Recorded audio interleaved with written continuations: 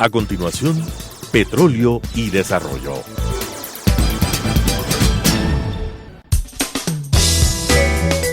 Clasificación B, bajo supervisión de un adulto.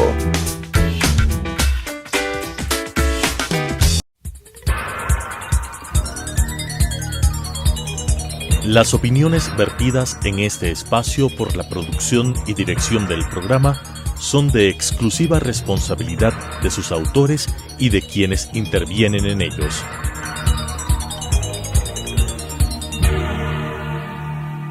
Telesucesos Canal 29 UHF presenta Petróleo y Desarrollo, conducido por Henry Llanes, especialista en temas hidrocarburíferos y en los ámbitos de la política, la legislación, la contratación y la política económica. Petróleo y Desarrollo. Saludos cordiales, amigas y amigos. Estamos en un nuevo programa de Petróleo y Desarrollo. Y en el programa anterior dijimos de que vamos a continuar con el tema de la producción del 1 millón de barriles de petróleo por día, que hoy en día lo está mencionando el señor presidente de la República, Guillermo Lasso Mendoza. Él dice que vamos a ir a una producción de 1 millón de barriles por día. Y la vez pasada nosotros ya dejamos en claro con el ingeniero Fernando Reyes el tema de las reservas probadas, hablamos también de los recursos contingentes, de los recursos prospectivos, de las reservas probables, de las reservas posibles. Y el ingeniero Fernando Reyes nos manifestó que en estas cuatro áreas, por llamarlo así, habrían aproximadamente unos 3,000 millones de barriles, pero como reservas probables, como reservas posibles, como recursos contingentes, como recursos prospectivos. Y él mencionó de que había a este año se calcula de que habrían 900 millones de barriles de petróleo comercialmente explotable. También mencionó de que el nivel de agua en los campos tradicionales que se vienen explotando años 70, años 80, estamos hablando de un 85% de agua, 15% de petróleo, y en el caso del ITT el 92% de agua y 8% de petróleo.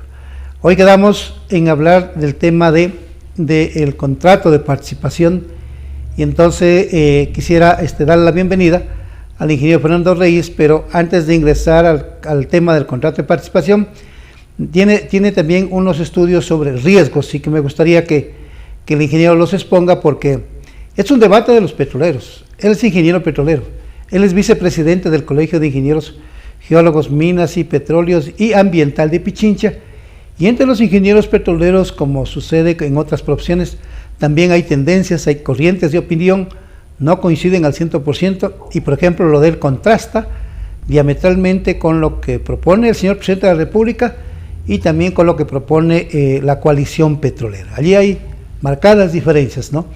Especialmente con el ingeniero Ítalo Cedeño, que es uno de los voceros principales de la coalición petrolera. Pero antes de eso quisiera también expresarle a Fernando lo que mencionó el doctor Boris Abad.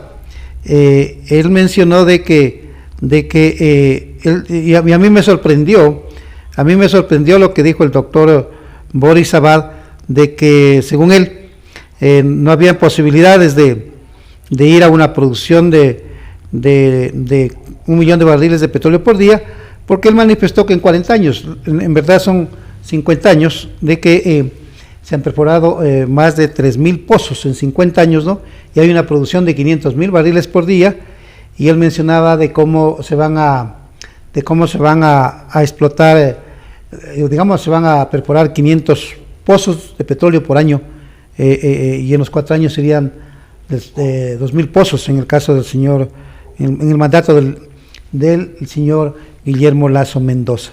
Así que, estimado Fernando, ¿qué decir de esto que dijo Boris Abad en primer lugar? Muchas gracias por asistir a este nuevo diálogo con el tema de petróleo y desarrollo. Muchas gracias también por la invitación, Henry, una vez más. Bueno, entrando en materia,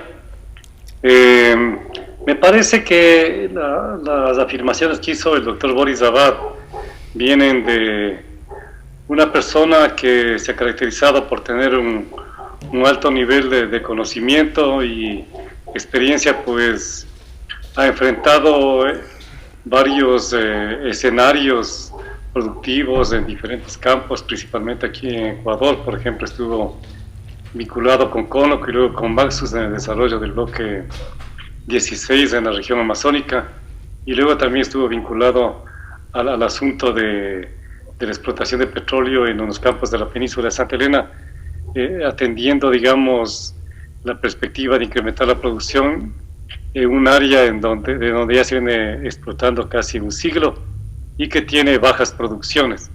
Entonces viene de una persona que tiene sus fundamentos, sus puntos de vista, sus argumentaciones, como para haber escrito eso, lo cual contrasta un poco con el interés, el optimismo que se tiene desde el presidente de la República y quienes le asesoran respecto a la posibilidad todavía de que se llegue a obtener 1 millón de barriles diarios de producción de petróleo.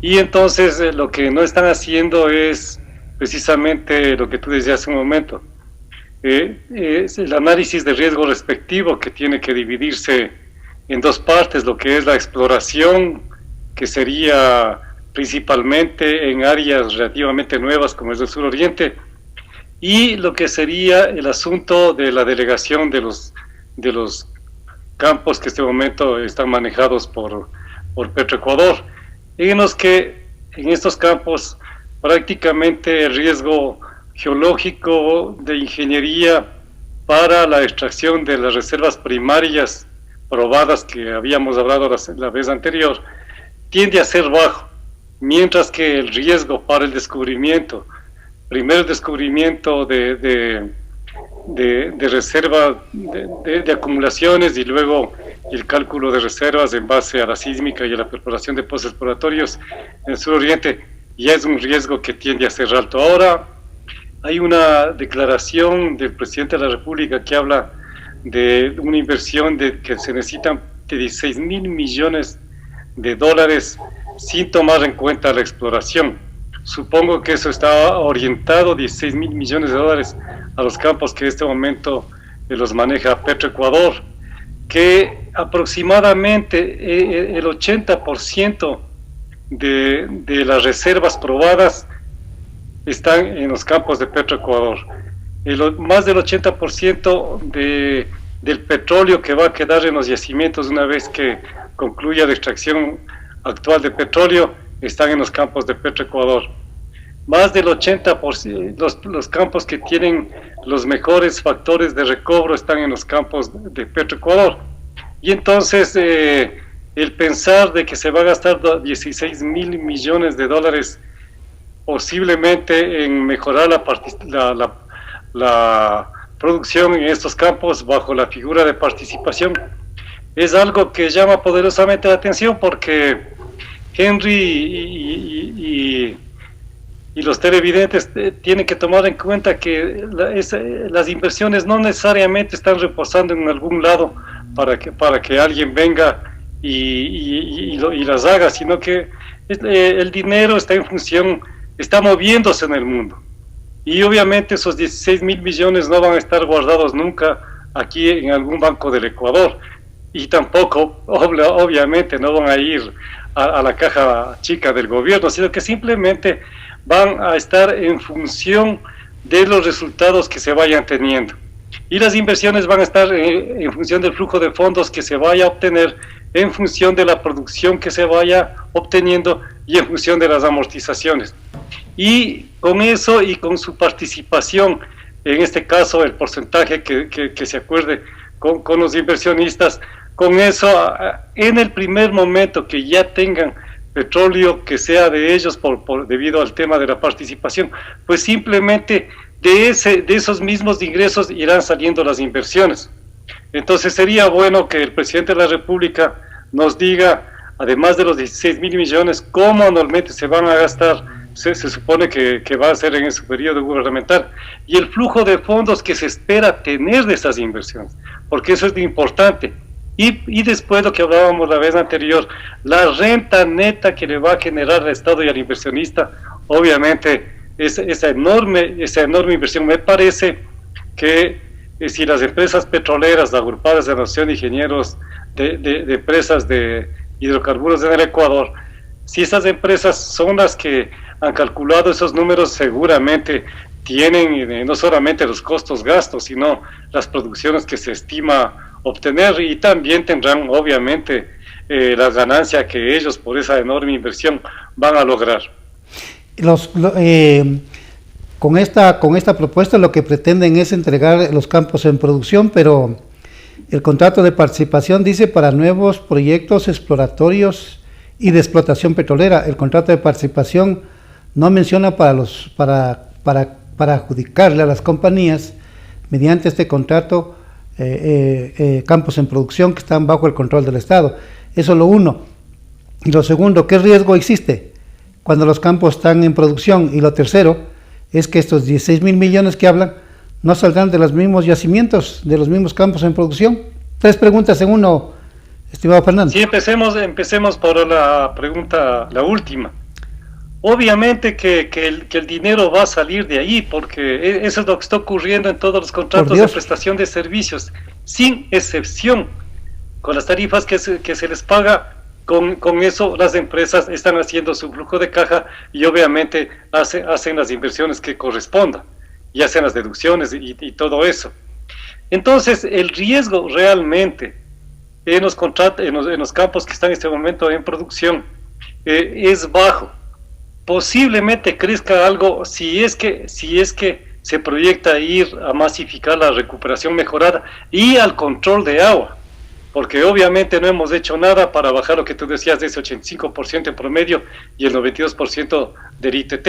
Entonces ahí sí es otra ingeniería, ahí se necesita probar tal vez con planes piloto qué productos, qué materiales serían los recomendables para que tengamos por un lado el incremento de la producción sobre la línea base que tendría este momento los campos de Petroecuador, y también el control de agua. Si es solamente si es que el control ese control de agua implica de que se congele el incremento del agua, simplemente se podrá tener un incremento de producción sostenido, pero en pequeños porcentajes.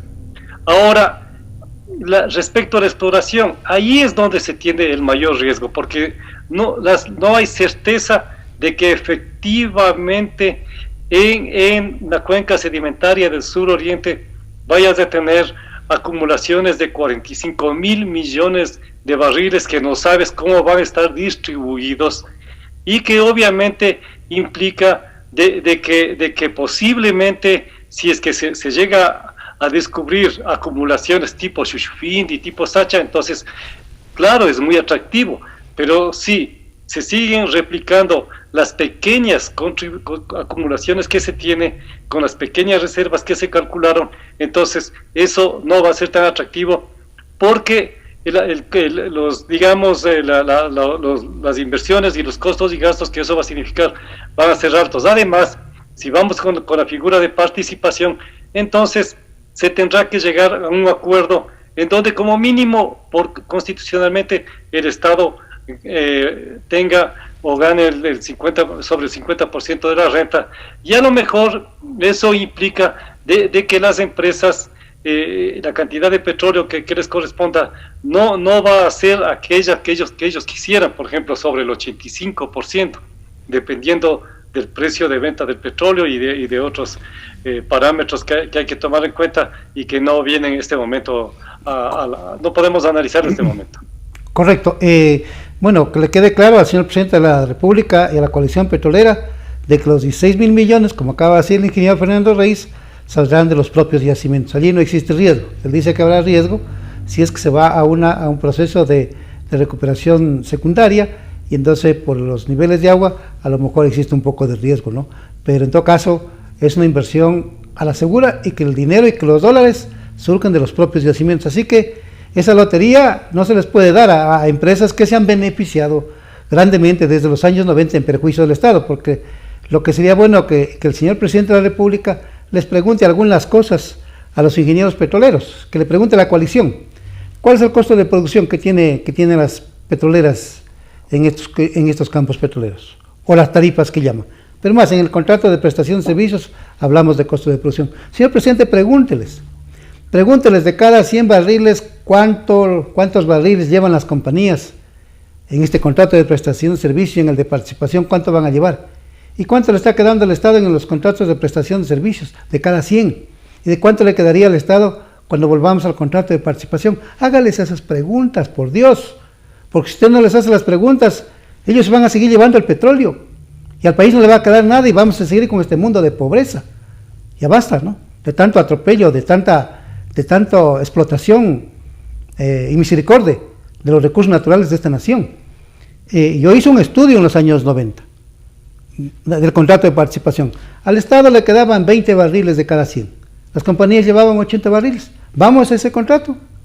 ¿O le va a invertir 80 barriles para el Estado y 20 barriles para las compañías?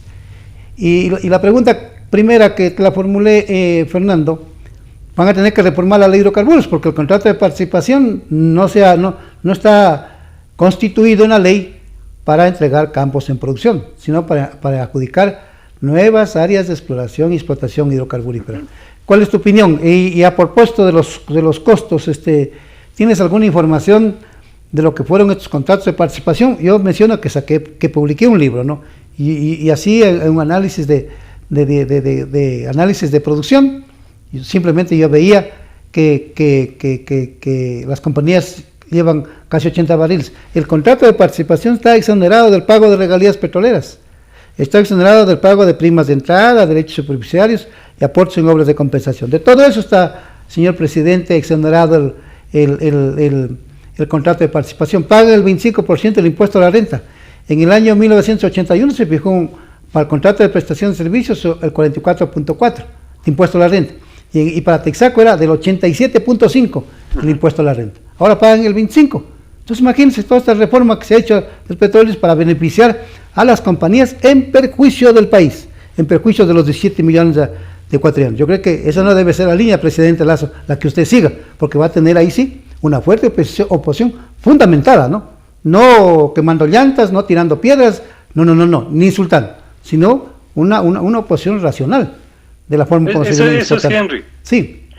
Adelante. Tenemos que coincidir en que solicitamos gentilmente que el presidente de la República haga público los números que le soportan los 16.000 millones de dólares de inversión y que haga público el hecho de qué rendimiento va a tener el Estado, para que ahí sí podamos ver de que de pronto la decisión es acertada, porque se supone que con la renta petrolera que genere esa inversión va a ser muy importante para que se salga para que se vaya saliendo de los niveles de pobreza. En los contratos de participación anterior, como tú decías, manejamos la misma información, no tenemos por qué tener otra información. En promedio la participación era 20% del Estado y 80% de las empresas, pero en promedio el ingreso del Estado o la renta neta del Estado fue del 53%, que hablando en los términos actuales sería algo que está sobre lo que exige la Constitución. Si es que eso se mantiene para campos en producción, entonces es de esperar de que tranquilamente tú campos en producción los entregues produciendo para que solamente haya gastos operativos y una que otra inversión, y con eso busquen llevarse sobre el 20-30%, lo cual se redundará en efectivamente tener menos ingresos, pero sí se puede ir con una contratación de participación, sí se va a recuperación mejorada. En esa ingeniería queremos verlos a las empresas, a los representantes de las empresas, a los abogados, ahí queremos verles, porque efectivamente ese petróleo está abajo. Se tiene en los campos en producción aproximadamente como 41.000 millones de barriles de petróleo original en sitio. Ujú. Una vez que se acaben las reservas actuales, que son sobre los 7.000 millones, van a quedar cerca de 34.000 millones de barriles. O sea, no es una falta de petróleo, más petróleo y suficiente petróleo hay bajo Shushufindi, hay en Auca, en Cononaco, etcétera, etcétera. Lo que pasa es que la visión de ingeniería y el marco tecnológico cambia, porque ya no será el hecho de estar perfora y perfora pozas, abre localizaciones, abre carreteras, el negocio que implica la construcción de líneas de flujo, líneas secundarias y todo lo demás. Si se requiere, si es que se va a incrementar la producción y no se controla el agua, posiblemente se tenga serios problemas, porque ya las facilidades actuales no son suficientes para separar el agua y el petróleo.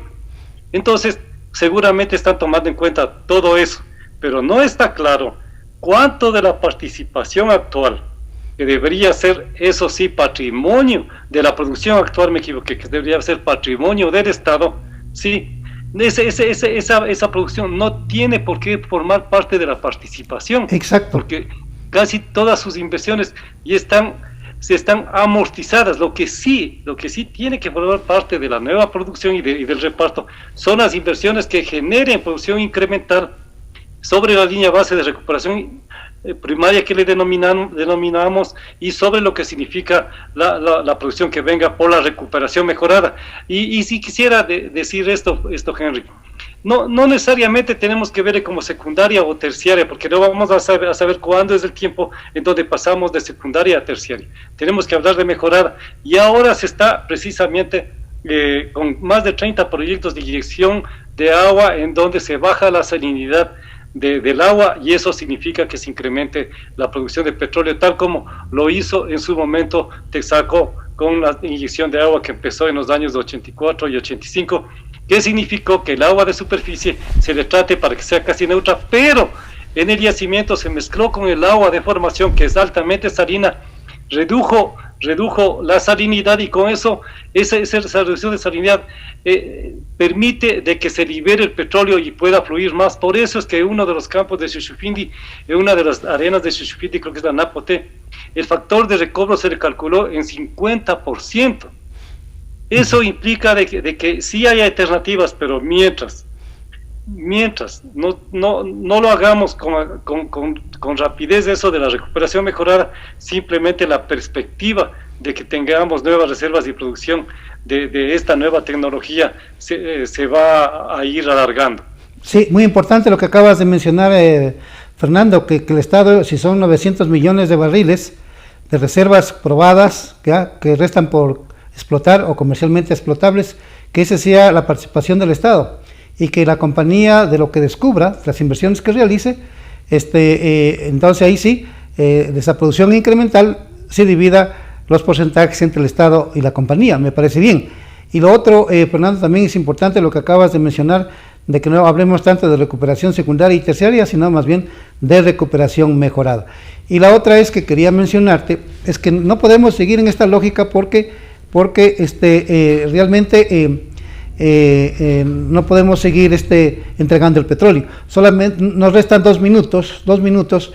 Quería decirte, por ejemplo, hay una información del ingeniero Ernesto Grijalva. Él es secretario ejecutivo, director ejecutivo de la AIE, de la Asociación de Industrias Hidrocarburíferas del Ecuador. Ellos dicen que en el año 2020 han invertido 99.98 millones de dólares, casi 100 millones, ¿no?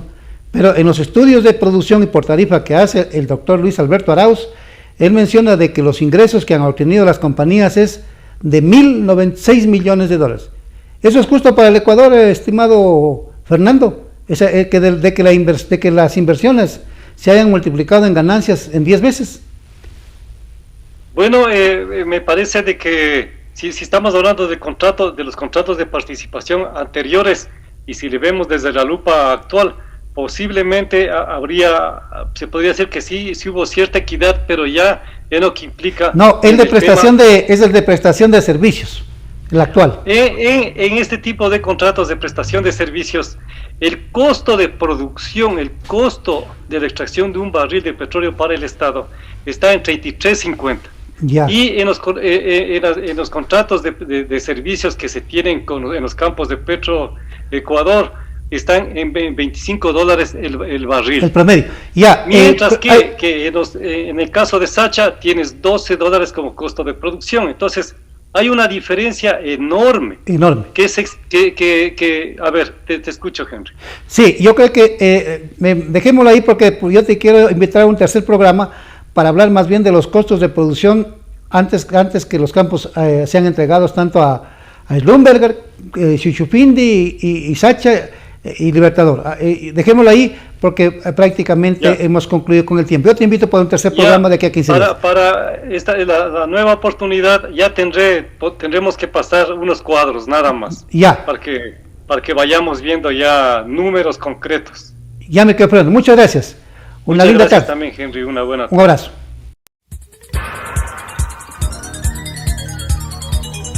Las opiniones vertidas en este espacio por la producción y dirección del programa son de exclusiva responsabilidad de sus autores y de quienes intervienen en ellos.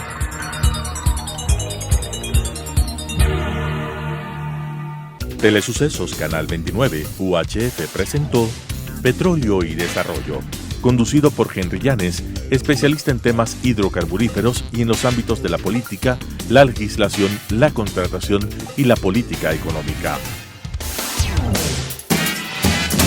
Petróleo y Desarrollo.